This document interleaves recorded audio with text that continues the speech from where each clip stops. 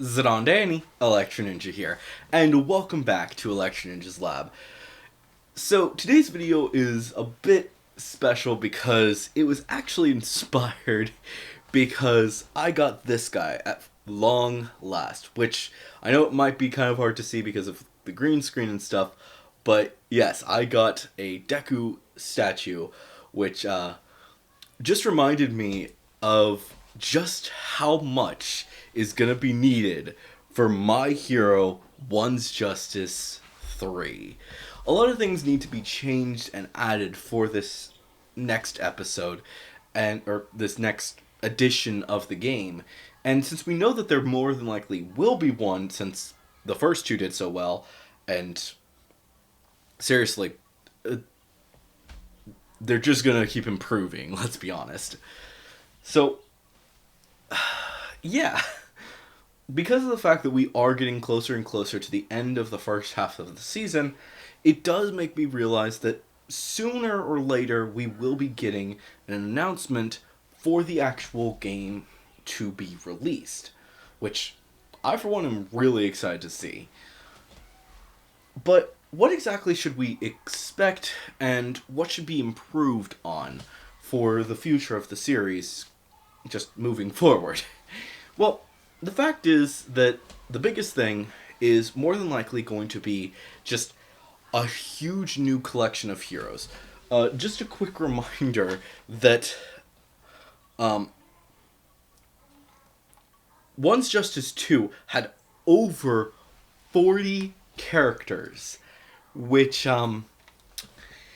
when I say that that is a drop in the bucket for how many characters will likely be introduced for 3, yeah, you better believe it. Oh my gosh.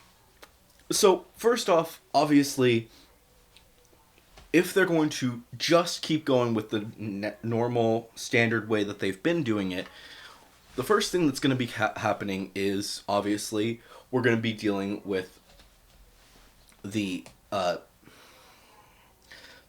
festival, the school festival, which, obviously, for that, we only really need to add 2 characters. Those being, of course, Gentle Criminal, as well as La Brava. More than likely, there will still be an extra character added, that being another form of Deku, because of the fact that he now has his cannons, or his arm cannons, whatever you want to call them, but those are now implemented, so it may include that new form, which, let's be honest, more than likely we're going to by the end of this, by the end of the series, I guess, is the proper term for this, we will more than likely have so many Deku forms. Especially if they keep adding them and they don't remove any of them. As of right now, we have normal... Excuse me. As of right now, we have normal stance Deku, which is basically just him in his normal form, using his punches as well as using some flicks. And then we have shoot style Deku and 100% Deku, which obviously I kind of doubt that we're going to be seeing 100% Deku at least until the very end. And when we see that, it's going to be a lot more powerful version of him. Oh boy, that's going to be fun. But on top of that, we also have to realize that there are going to be over 20 at the minimum new characters, with also a likely probability that they are going to implement a lot more of the other outfits that other characters have, such as Suyu, Momo, and Bakugo's winter outfits, which I believe that that everyone, a good amount of them actually do have winter outfits. So more than likely they're going to implement all of the winter outfits into the characters that they already have. Best guess, a lot of those are just going to be standard outfits that we'll see that have some importance, but are not as important as you may think. Basically, more than likely you'll get one to start off with, because why not? And then the rest of them, you will continue forward with basically the same stuff. Um, so, yeah. But on top of that, they have to finish getting everyone from Class 1A, because everyone's important, even those that are, that you would think, oh, no, they don't need to be in there, like Coda. Honestly, seriously, the fact that they're going to have to add Coda is kind of insane to me, because as well as Soji, I believe his name is. Yeah, Soji. Those two, because of the fact that they're more observation people rather than actually fighting, it's going to be interesting to see how they actually handle putting those characters in, as well as basically everyone in Class B. As of right now, there are only 2 characters, and they have to implement all of them. Because, yeah, on top of that, there need to be new fighting styles. Which, honestly, here's another thing that might actually be worth it to at least think about, is implementing something more like, implement a combat style that is similar to what they have in Super Smash Bros. Basically, you can select up to 8 characters, and either they'll be all against each other, or you can set them into teams, lots of different formats for that, because of the fact that obviously there's the current 2 formats, which they work, but at the same time it's, needless to say, a bit annoying.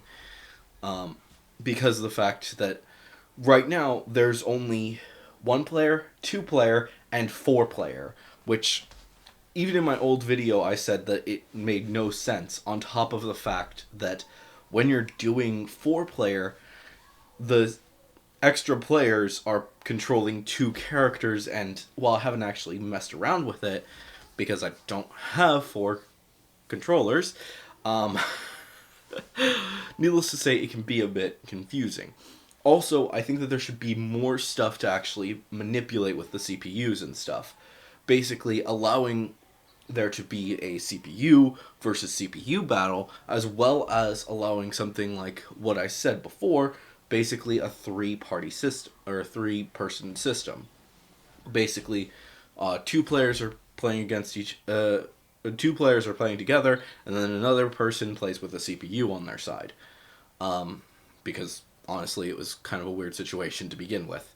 There's a lot of things that could work around with it, and I think that they should still have the system that they have in the game, but I do think that there should be more systems implemented. Like I said, having the Super Smash Bros. Thing. But more than likely, the Super Smash Bros. Situation, with upwards of 4 players on each team, aka 8 freaking people, that could mean that you need a lot more space, which, for those formats, what it would be is that you would actually be able to go to each of the different grounds. Or you'd have bigger maps, which honestly I think would be really fun to just see how players actually handle it. And also different formats, because of the fact that it's just a beat 'em up thing right now. You beat the other person with normal tactics and then whatever. But other options would be really interesting to have, such as a capture the people and put them in the jail system that is in there. Maybe 1 person versus a really big thing, or multiple people versus 1 big enemy.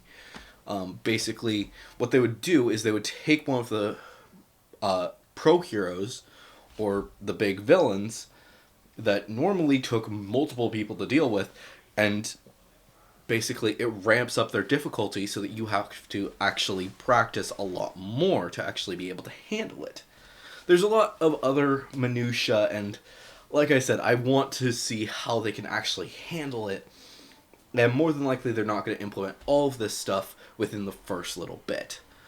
On top of the fact that I want there to be giant battles. I know it's probably not going to happen for a while, but the fact is that we've already dealt with with one giant battle where we would play as ultimate version of Overhaul, or we would fight Overhaul as his ultimate form. With either one of those two, with things like that, it would be really interesting, especially considering the fact that Gigantomachia is right around the corner.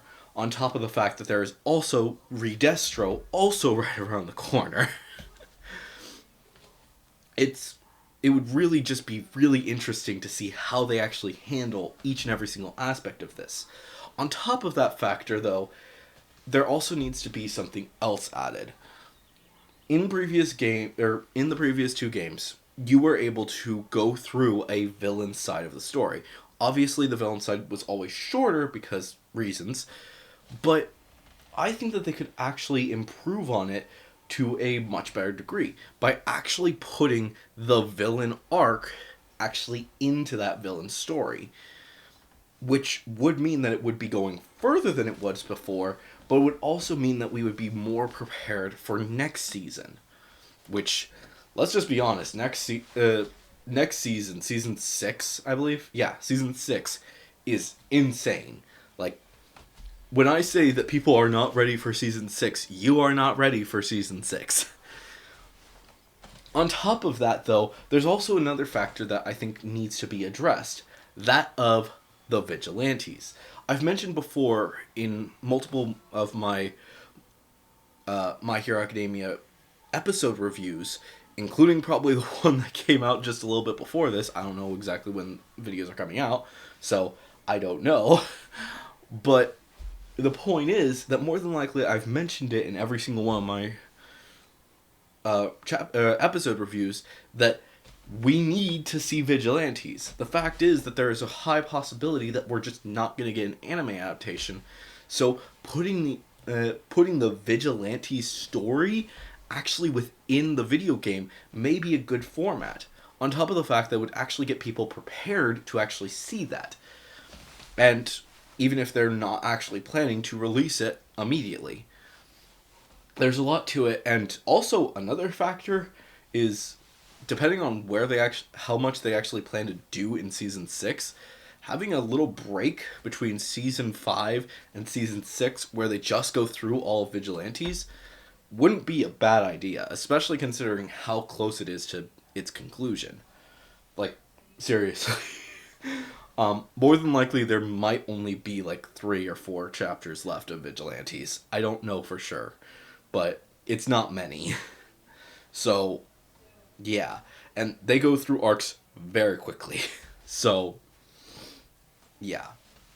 I don't know. More than likely, there are actually a lot more chapters than I'm letting on, but still, it's coming to a close very soon, and we want an anime adaptation. Most fans of Vigilantes want an anime adaptation. It's probably the one that has... It's the biggest spin-off of all of them. And honestly, I think it's more popular than the 2 spin-off animes that I've been seeing going around recently. Like, Slime Diaries, I don't think anyone even knew that was a thing before it released. On top of the fact that I don't think that many people knew that Sword Art Online Alternative Gun Gale Online was a thing until it released. So, yeah. Obviously, there were some people who did, but most people didn't. So, and Vigilantes has been known about since it came out. People were in love with the series from the beginning. Obviously, we don't want Smash. No one wants a Smash anime. On top of the fact that nobody wants really any of the others to be animated, really. No one's been talking about it compared to Vigilantes. Everyone wants a Vigilantes anime. On top of the fact that they literally need to make a Vigilantes anime before the big reveal that's going to happen at the beginning of season 6 or the end of this season. So, yeah. Who's ready for that?